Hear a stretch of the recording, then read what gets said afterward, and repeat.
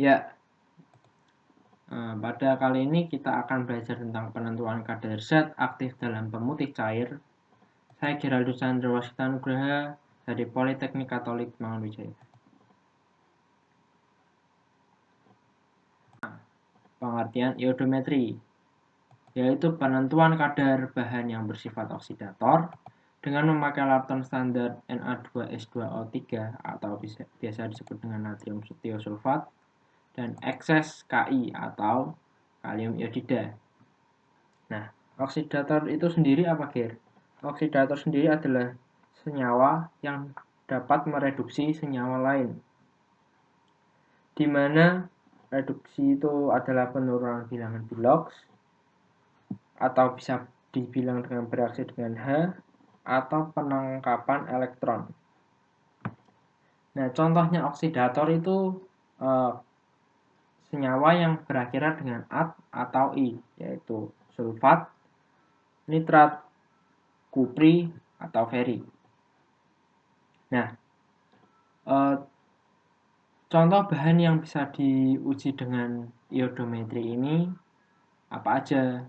Yang pertama ada CaSO4 atau pemutih cair. Pemutih cair sendiri bisa Baiklin dan sejenisnya. Kalsium sulfat bisa diuji dengan iodometri. Nah, iodometri bisa disebut dengan iodometri tak langsung karena penambahan indikator yang tidak langsung. Nanti saya akan jelaskan di slide berikutnya. Nah, kenapa bisa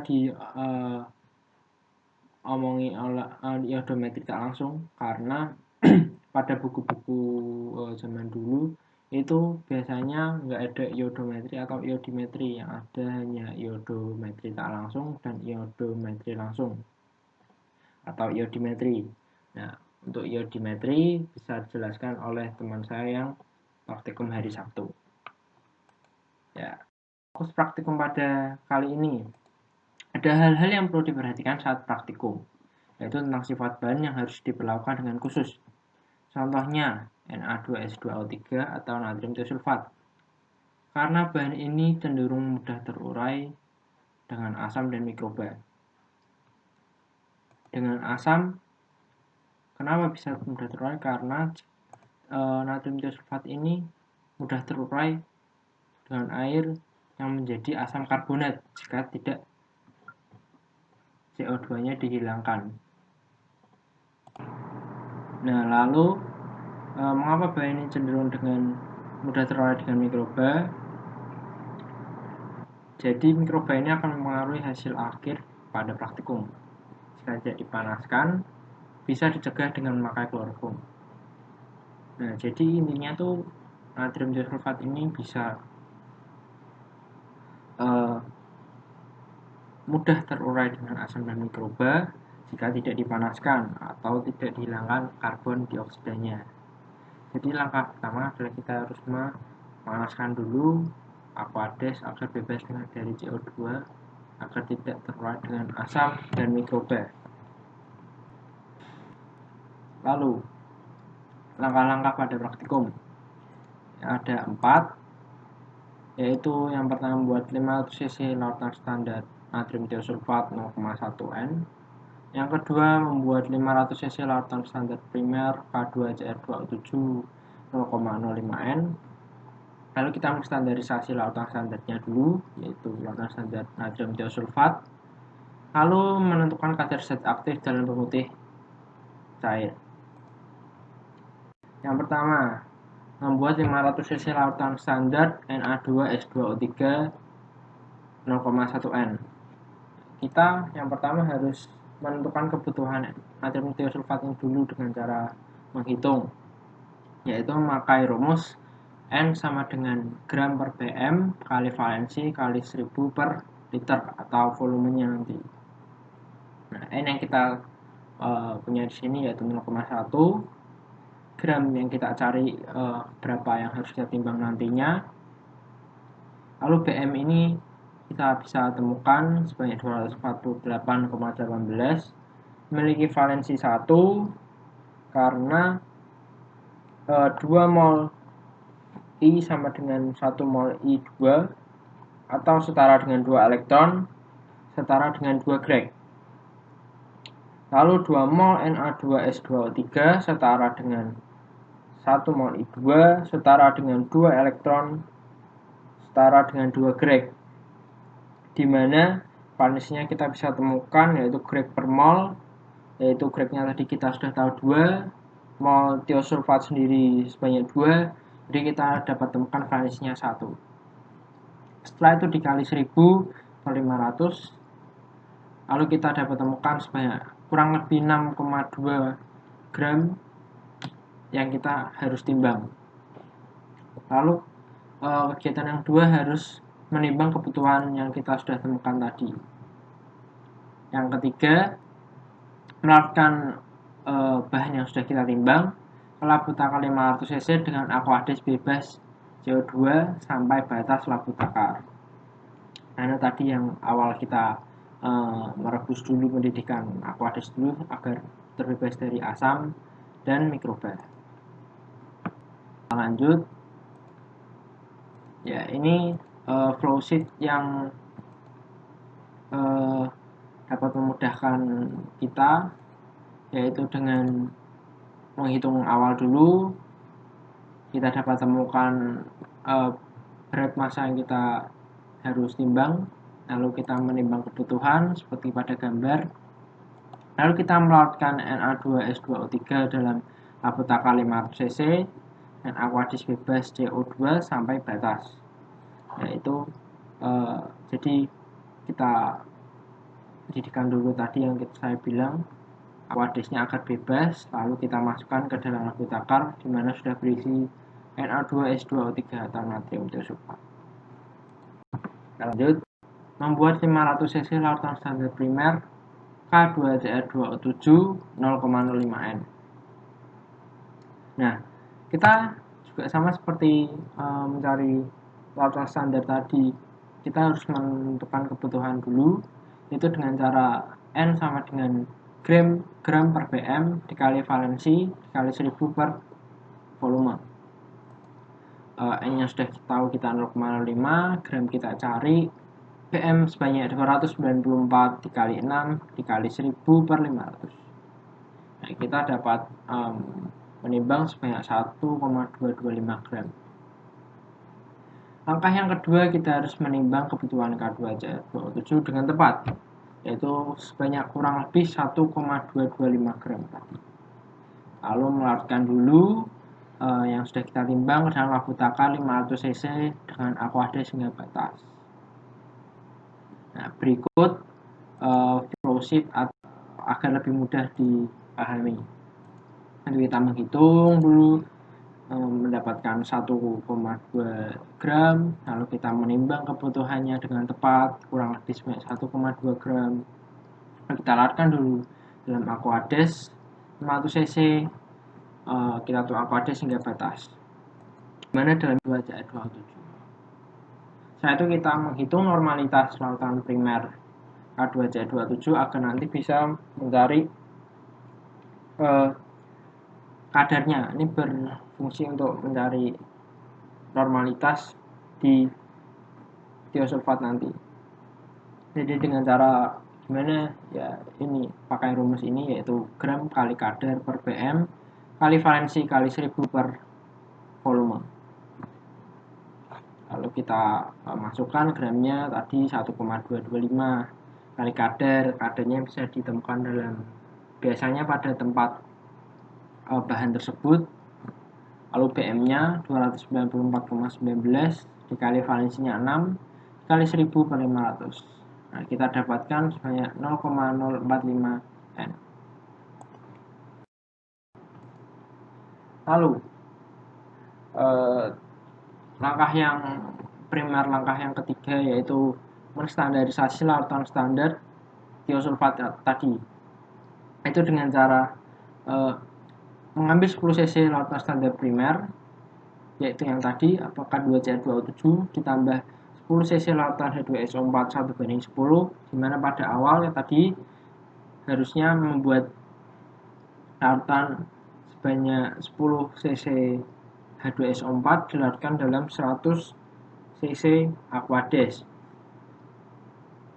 Nah, itu menjadi larutan. Nah, kita ambil di sini jadi larutan primer H2Cl2O7 tambah larutan H2SO4 1:10 tambah 0,5 gram Ki, lalu dititrasi dengan larutan standar ini natrium tiosulfat hingga berwarna kuning muda.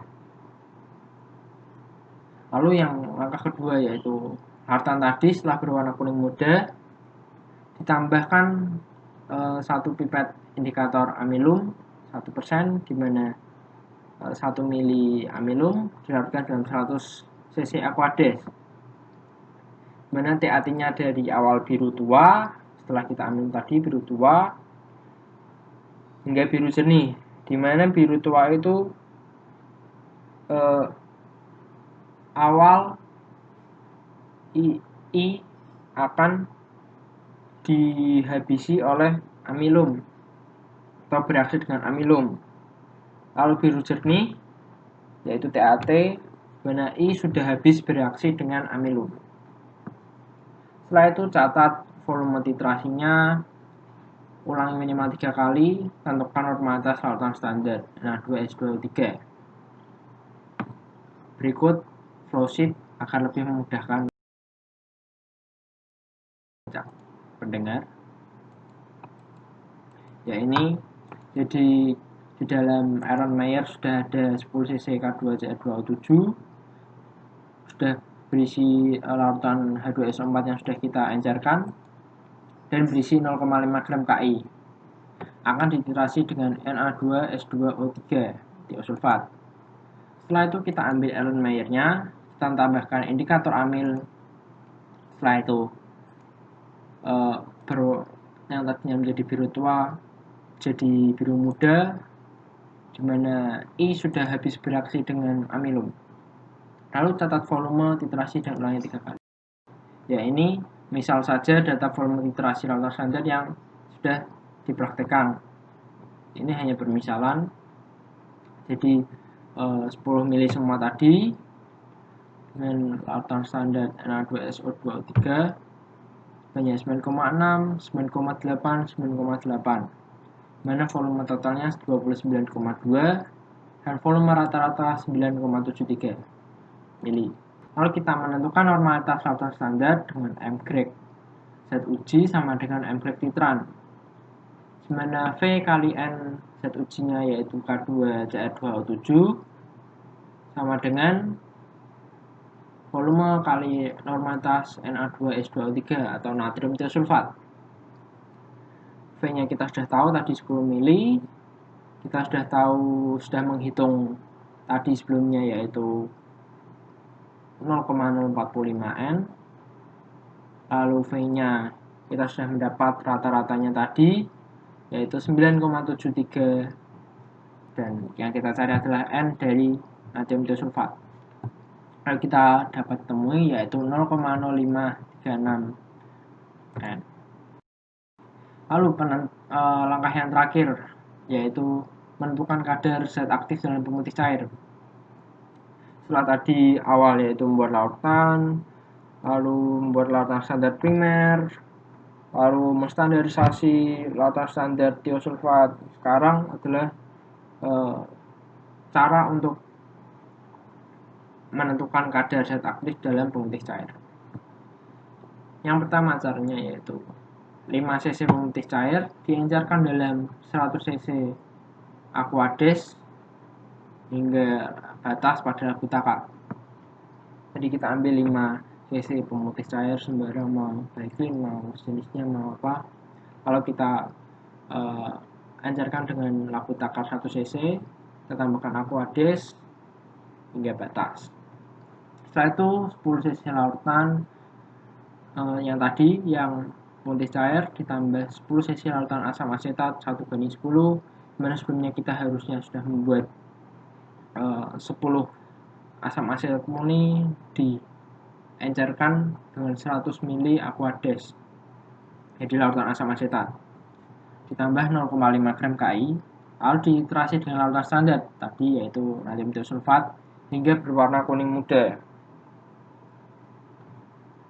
Lalu Setelah itu larutan tadi kita tambahkan 1 pipet indikator amilum yang sudah kita buat tadi.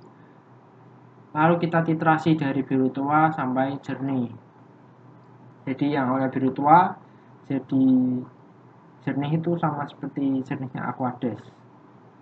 Lalu kita catat volume titrasi, ulangi minimal 3 kali. Lalu kita dapat menghitung kadar zat aktif atau natrium hipoklorit dalam pemutih cair. Ya, ini flowsheet untuk membantu mempermudah mengingat atau memahami. Itu 100 cc Aquades yang kita buat larutan dulu, pemutih. Kalau kita titrasi, dimana dalamnya sudah ada pemutih cair 10 cc, terus 10 cc asam cuka yang sudah kita buat larutannya, lalu 0,5 gram KI dititrasi dengan sisanya Na2S2O3 tadi. Lalu kita tambahkan indikator amil setelah berwarna kuning muda, lalu menjadi awalnya biru tua menjadi jernih seperti Aquades. Lalu kita mencatat volume dan mengulangi sebanyak 3 kali. Nah, ini data titrasi yang sudah dimisalkan, misalnya 13,3, 13,1, 13,0, volume total 39,4 mili, volume rata-rata 13,13 mili. Ini hanya permisalan saja. Setelah kita tahu tadi data-datanya, kita dapat menghitung dengan cara M-grade zat uji sama dengan M-grade titrans. M-grade zat uji adalah MGR yang kita cari dibagi dengan PM dikali valensi dikali volume dikali normalitas dikali faktor pengenceran atau FP. Ya. MGR yang kita cari, PM kita tahu 74,5, data dikali valensinya 2 didapat dari 1 mol NaClO setara dengan 1 mol HClO setara dengan 1 mol I2 setara dengan 2 mol Na2S2O3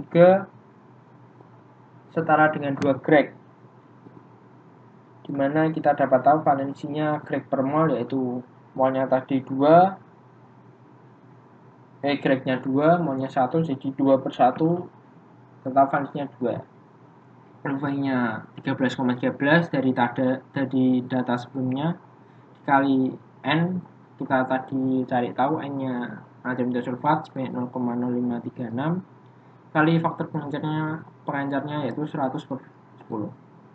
Kita cari-cari, kita hitung, dapatkan 262,1536 mg. Lalu kita harus ubah dulu ke gram agar bisa dibagi, karena gram sama tingkatannya dengan cc, yaitu diubah menjadi 0,2622 gram. Kalau kita cari kadar NaClO-nya, yaitu gram praktek yaitu 0,2622 dibagi cc-nya yaitu 5, yang kita dapat 5,224%. Jadi kadar zat aktif atau natrium hipoklorit dalam pemutih sebanyak 5%. Ya, lalu kita bisa tahu sumber kesalahannya yaitu oksigen atau oksigen di udara. Jadi oksigen di udara akan mempengaruhi zat yang akan kita uji dalam Erlenmeyer. Nah, kita bisa mencegah dengan menutup dengan aluminium foil Erlenmeyer-nya, atau ditambahkan atau diberi NaHCO sehingga bisa jadi zat kita diselubungi oleh CO2 yang tadi agar tidak bereaksi dengan O2. Lalu penambahan amilum terlalu awal. Jadi penambahan yang semakin awal akan semakin menambah ketidakakuratan kita dalam mencari kadar pada pemutih cair ini. Jadi I2 harus diselubungi amilum saat sudah berwarna kuning muda atau saat tengah-tengah tadi. agar dapat mendapatkan kadar yang semakin tepat yang kita butuhkan. Ya. Terima kasih sudah mendengarkan, sudah menonton. Maaf jika ada salah kata. Semoga dapat memahami. Saya Geraldus Chandra dari Politeknik Katolik Mangunwijaya. Terima kasih.